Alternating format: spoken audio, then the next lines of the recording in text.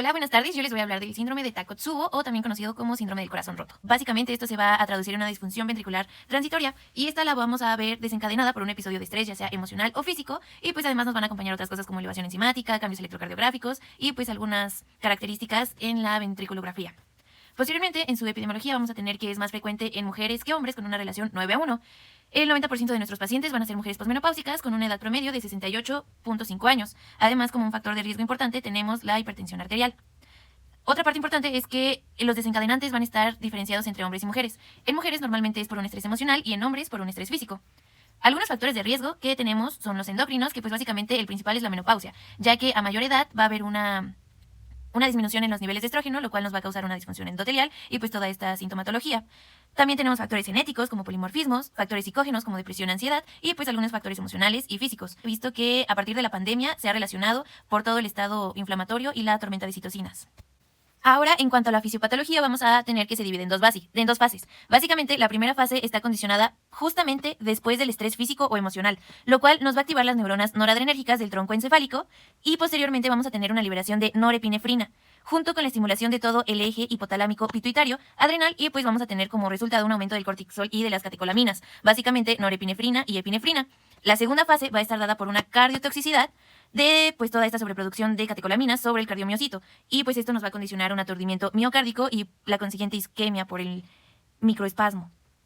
Básicamente el aturdimiento miocárdico vamos a tener que estar dado por los receptores, dos tipos de receptores. El primero son los receptores adrenérgicos beta 2. En condiciones fisiológicas, las catecolaminas llegan y se acoplan a estos receptores. Posteriormente, el receptor se va a acoplar a la proteína GS. La proteína GS va a estar con la adenosíncinasa y esto nos va a producir AMP cíclico, el cual va a activar a PKA y básicamente todo esto nos va a dar el estímulo de contracción del miocardio.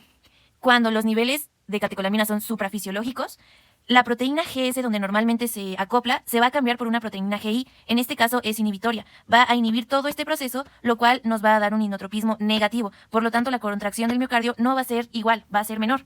Ahora, en cuanto a los receptores adrenérgicos beta 1, básicamente en condiciones fisiológicas es exactamente lo mismo que en el otro receptor, pero en condiciones donde los niveles son mayores, vamos a encontrar que la beta-arrestina 2 básicamente es la que va a inhibir todo este proceso. De igual forma nos va a dar un inotropismo negativo y se va a inhibir la contracción del miocardio. Algunos datos sobre la presentación clínica, más que nada son los hallazgos electrocardiográficos. Vamos a encontrar una elevación del segmento ST en las derivaciones B4 a B6, una inversión de la onda T en B3 a B4 y una prolongación del intervalo QT y ondas Q transitorias. Además, una elevación de biomarcadores. Como diagnóstico diferencial de infarto, podemos encontrar que en el infarto se va a elevar 10 veces más que en un síndrome de Takotsubo. En esto tenemos a la creatininquinasa, a la CKMB, a las troponinas, a BPN y justamente la relación BPN-troponina y BNP CKMB son las que nos pueden dar como la diferencia con el infarto agudo.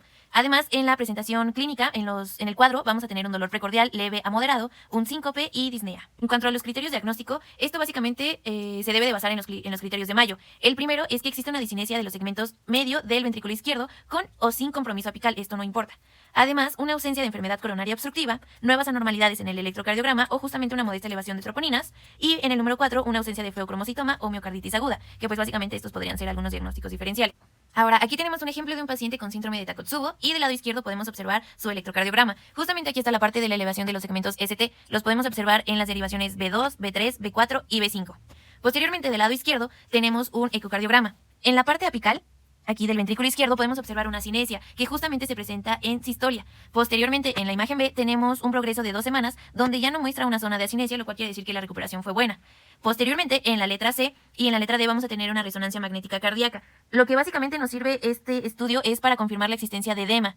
En este caso, la zona azul no señala el edema, el cual lo podemos ver de igual manera aquí. Posteriormente vamos a tener que el tratamiento inicialmente es el recomendado por las guías clínicas de infarto, pues porque al inicio no se ha llegado todavía bien al diagnóstico. Una vez que tenemos el diagnóstico, vamos a empezar con IECAS o ARA2.